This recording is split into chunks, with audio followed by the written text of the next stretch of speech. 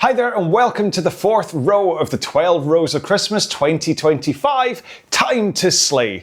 Now this fourth day, what we're gonna do is 4 switching sixes. So what that means is we're gonna start off at 18 strokes a minute, then we're gonna do 6 minutes at 20, then 6 minutes at 18, and then 6 minutes at 20 again. A very low intensity row after day 3, which you'll have to admit was rather tough. Okay, so this is about getting 24 minutes worth of a good low intensity row into your body, get moving, recover, all that stuff. It's good for you, trust me. All right, so we're gonna get into the row, but I'm not gonna do a warm up today because it's such a low intensity row. So if you want to do a row warm up, then go pick one of my other workouts, do that warm up, and then come back to this one. But we are going to be doing this at a low intensity, and so you're going to ease into this anyway. So kind of the first 6 minutes is going to be almost like a warm up anyway. Okay, so you can just stick to this one. It's fine. So if you have your machine set up, then we can get started. And by that, I mean setting your foot plate height. And what I suggest is to get to a height where you can put the strap over the balls of your feet. Sorry, I've got something in my eye. The straps cover the balls of your feet. And then resistance, or like a pirate now. The resistance or drag factor, whatever you have on your machine, I want you to set it so you get a nice feel from the stroke. But you don't have to tug and heave against it. But at the same time, you don't just flap through the air. You've got to get some kind of workout out of it. So if you are all set up and ready to go, we will get started. 18 strokes a minute, low intensity, ease yourself into this, and we'll get kind of 24 minutes on our legs, all done. All right, cool. Here we go then. In 5, 4, 3, 2, 1. Let's go. Oh, right. Now, 18 strokes a minute is something that I haven't really programmed in any of my workouts for quite a long time. I'd say that it's probably been at least a year and a half. Maybe I'm wrong, but I'd say about a year and a half, maybe even 2 years. Nah, maybe a year and a half since I've involved 18s in any of my new videos anyway. And it was mostly because I think it's when I put some of the plans together for the proper training courses, and I was starting to get feedback from people kind of basically going, oh no, 18 again. And I basically just got the feeling that people don't enjoy rowing this slow. And as being I'm all about trying to make sure that you never come to a workout and dread it. I think I just fell away from doing 18s and then spent quite a long time really just doing 20, 24 and 30 strokes a minute workouts. But the truth is, 18 is really good for you for quite a few reasons.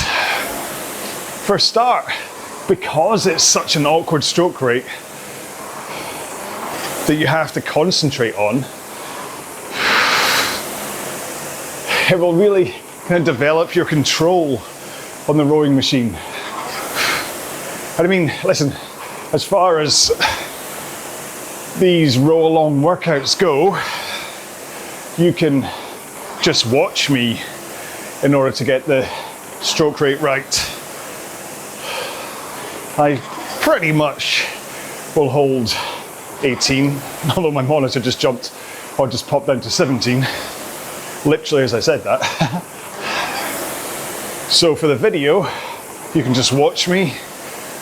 If you are listening to the podcast, well, then you can just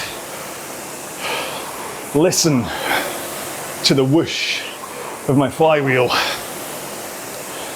So you can cheat, really, when it comes to these row-alongs. But when you're rowing on your own,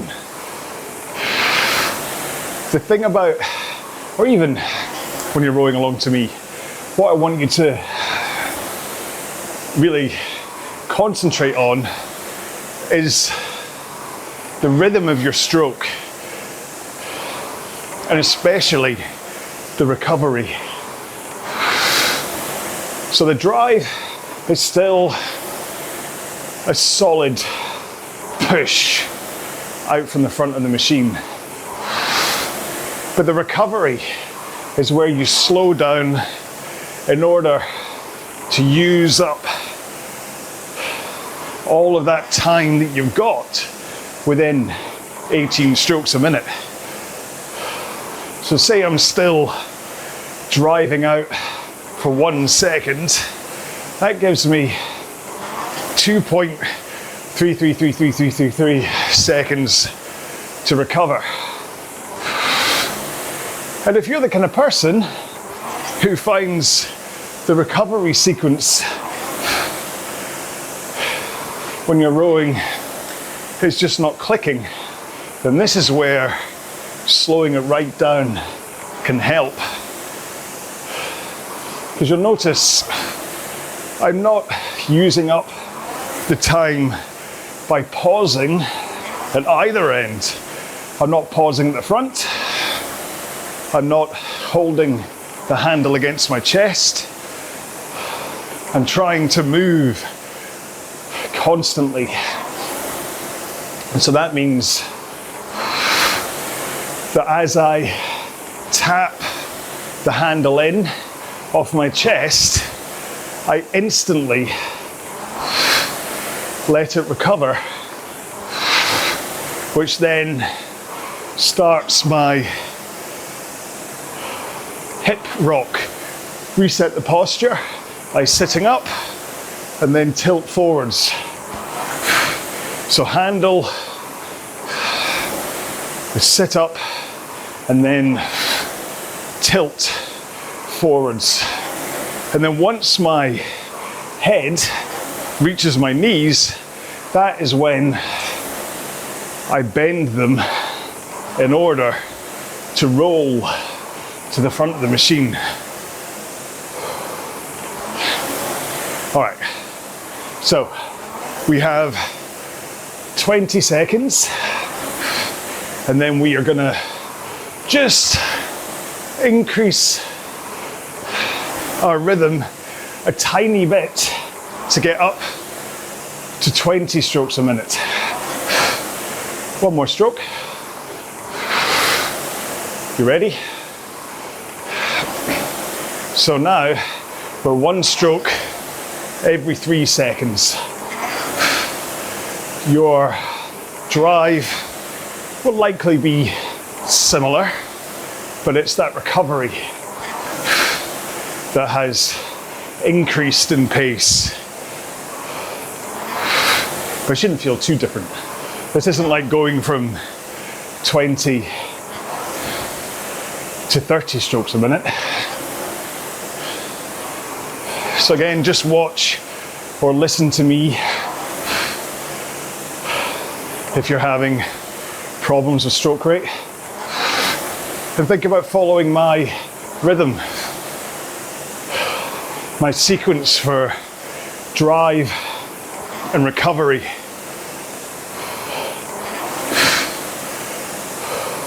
And hopefully by now, we're 7 minutes in, you should feel as though you're starting to warm up. I know my heart rate is getting close to zone 2 now. My breathing rate is up a little bit,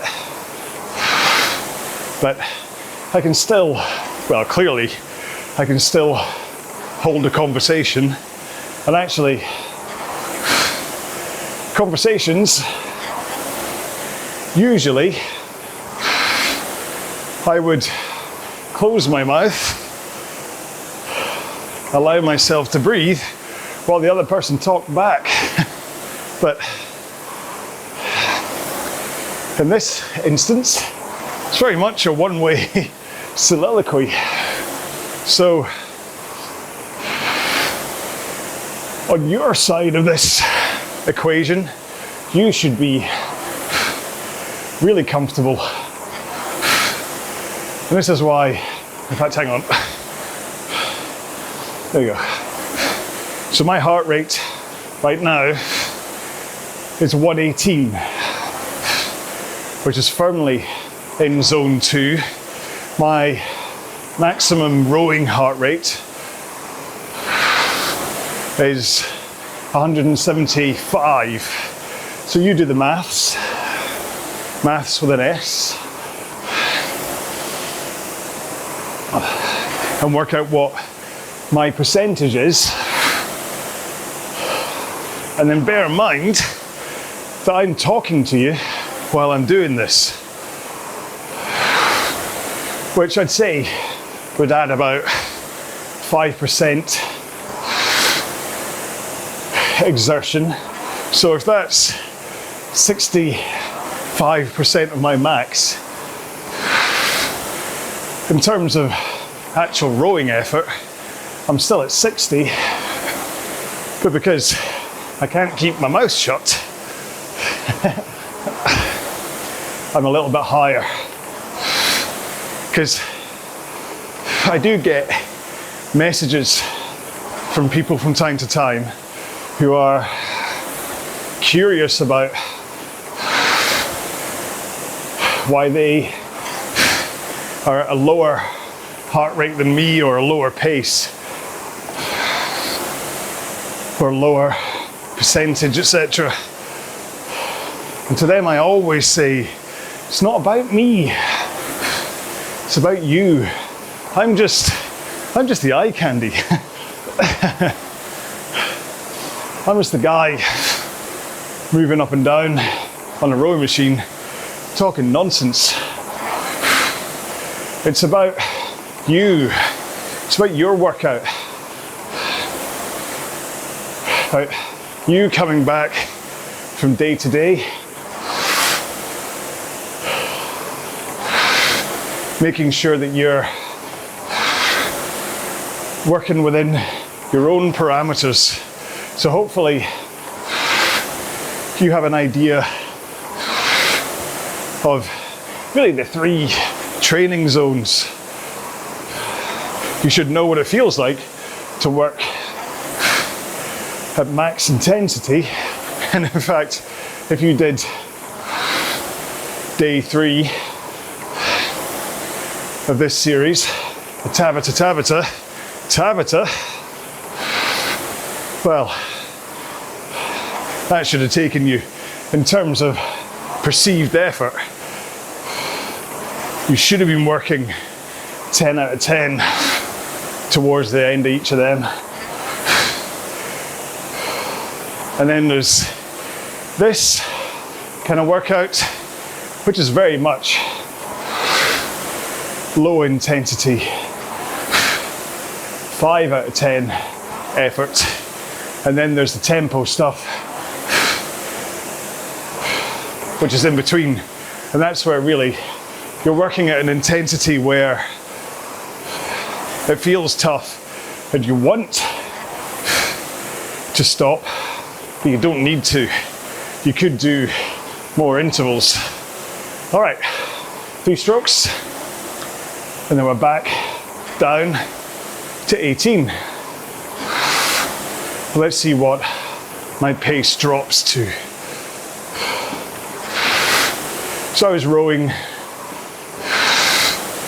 those 20s down at 205, and now that I've just dropped to 18, I'm at 208. So 2 minutes and 8 seconds per 500 meters pace. And maybe your machine doesn't tell you pace this way, that's fine, as long as you have some way to lock in the intensity that you're rowing at. And even if it's kind of, I'd say nonsense data, that's a bit unfair, but the Merak R50 machine that I reviewed last week, its pace information or certainly at level 5, its pace information was the equivalent to 20 seconds slower for the intensity effort I was putting in compared to Concept 2. And I know that because I was using the Smart Row power handle. However, if you are rowing on the R50, as long as the numbers in front of you make sense and you know to row a little slower or a little faster, and you can then hold that pace, it doesn't really matter. For the workout that you are in at the time, if you see, say, 2 minutes 20 on screen, and it feels 5 out of 10 effort at 18 strokes a minute, and that's fine. As long as, in a few minutes' time, when we go up to 20 strokes a minute, you see some kind of increase. Like I say, in my case, it's like 3 seconds per 500 meters. As long as you see an increase, that's all that matters. Right. I found myself halfway through that rant getting mildly bored with my own voice. Thinking, come on man, say something more exciting than that. So, what day is it? 29th? 5, 6, 7, yeah, no, 8th. Don't you just hate, or depends on your point of view, whether you hate or love this period between Christmas and New Year. This is the 28th. Row 4, the 28th, yes. You just have no idea between the no routine, keeping you to needing to know what day of the week it is. I mean, I have rowed the group row on the Exit app today, so I should really know that it's Sunday. But it's all very timey-wimey. Jeremy Beremy, that's what it is. It's Jeremy Beremy time. If you don't know what I'm on about with Jeremy Beremy, then I have a treat for you. And that is a TV program on Netflix called The Good Place. It's, I don't know how old it is now. I watched it during lockdown. It was one of those kind of family bonding TV series where we sat down and watched it together. But The Good Place is just such a gentle, but also wickedly funny, just a lovely series. And actually I'm watching a TV series made by the same people right now called Inside Man with Ted Danson in it, who was also in The Good Place. And we started watching series 2 last night and watched the first 3 episodes like on one after the other. It's same kind of feel, just heartwarming. Great program. All right, 2 more strokes, 1 more. And we're back up to 20 strokes a minute for our final 6 minutes. And then we're done. Now I'll do a 2-minute cool down after the row. but I'm not going to do any stretching. So if you want to do some stretching, I recommend searching on here for, I think if you just type in stretching and search my RowAlong channel for it, you should come up with like a 9-hour video. Don't worry, it's not like one stretching session. It's like, I don't know, about 30 different stretching videos. I basically looked at a whole bunch of my workouts over the past few years and clipped out the stretching at the end of them, put them all into one video, so that there's one place that you can keep on coming back to time and time again to do some stretching along with me for days like today, when, well, I am choosing not to do stretching at the end of this one because it's not that taxing a workout. And actually, the main reason is that I'm going to continue on training. I'm going to do some ski erg and some weights, so I don't need to do any stretching yet. And possibly you're doing the same, with this being an easy workout. Maybe you're going to do some other training, but if you're not, do some stretching. Hamstrings, glutes, shoulders is the bare minimum. It's good for your body. But this shouldn't really be that taxing a row. With any, I mean, if you haven't broken into a sweat yet, possibly you're under performing. I've got a light glow on. I can feel it running down my neck, but it's not like, again, the Tabata workout where I was rolling around on the floor almost. 3 minutes to go. Can you believe I just spoke about warm-ups for 3 minutes? I mean, I do, honestly, I do talk some rubbish in an effort to just keep you company and not always talk technique. I've been going through the 2K alternate plan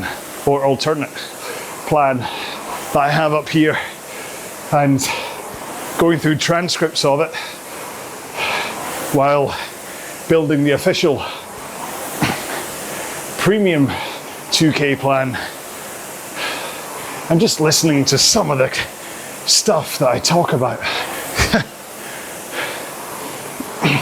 Especially, I mean, that plan was done through lockdown again. And I think I was just going a little bit stir crazy. But I don't know, maybe had I not had that existence and that randomness, maybe I wouldn't have attracted the kind of people that I have. I mean, certainly there's no requirement for someone else like Austin or Shane. So maybe it's just, like I was saying in one of the 5K everyday rows about niche, how I have my niche, I think. I might not be the populist rower like those two, but there's people out there who would rather listen to my drivel. Maybe not. Oh. Right, so I need to finish this row, do some exercise afterwards, ski erg, etc., and then go in and cook dinner. which is we're going for tapas tonight. I've got a whole bunch of meats and things, Feliz Navidad, etc. Looking forward to that. Trying to work out if Trading Places is appropriate to watch with my kids yet. 16 and 13. Between the swearing, the nudity, and the racism, it's a very not safe for work film. Okay, 2 more strokes. 1 more. Whew. Okay, so that's us done with the main session. Just take a moment. Just so there's like a break, because you want to at least kind of go, oh, maybe have a drink, maybe towel off. It's up to you. I'm just going to give it just a couple more seconds and then we'll get into a 2-minute cool down. You ready? In 3, 2, 1. Let's go. So I recommend, in terms of intensity here, just easing off a bit from what you were just rowing at. We're already rowing at a very gentle intensity. So, or maybe not very, even gentle's the wrong word, low intensity. So now what we're aiming for is a gentle, but really now it's just about not pushing as hard with your feet. So I'm still rowing at 18, 19 strokes a minute, but I'm not pushing as hard with my feet. So I'm down at 229, 230 pace, let's say. My drive speed is definitely slower than it was before as a result of not pushing quite as hard. But it also means I'm not bracing off the handle with quite as much force. So my body's able to ease off. I mean, my heart rate is now down at 111. So that's kind of the point here, is that you are still moving. You're still going through the same positions of your stroke. You're still pushing your feet, but you're working at an intensity that is allowing your heart rate to come down. Not even holding where it was before, actually come down. And listen, I talk heart rate a lot, so it really is worthwhile getting some kind of heart rate monitor. Which reminds me, actually, somebody just sent me a cheap watch, sports watch, like 40 quid on Amazon, which I need to make a review of because, oh, there we go. That's us all done. Because if that watch is, it claims to be a sports watch, the main thing it doesn't have is GPS, and that's what keeps it cheap. But if it's as good as it claims to be, £40, and if it works on your wrist and tracks rowing, that could be a good option. Maybe someone bought you some Amazon vouchers for Christmas. Oh, that'd be nice, okay? So you could kind of take a look at that maybe. So I'll make that video as quick as I can, put it up here. It might already be up, who knows, because I'm doing these slightly out of sequence.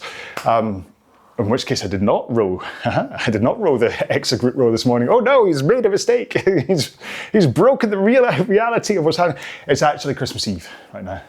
I'm just rowing these I'm trying to stack them up so I can take Christmas Day off from making one of these, and what else, possibly Saturday the 27th I'll take off, and New Year's Eve, and the 2nd of January I'm going to take off from making these, all because I've got something else planned, including the 2nd of January. There's the half marathon row that I'm doing on my Exit app, so make sure you keep an eye out for that, maybe join in, and I'd love it if you went to Just Giving and donated £10 or dollars to the World Cancer Research Fund. I'll have to post the link for that.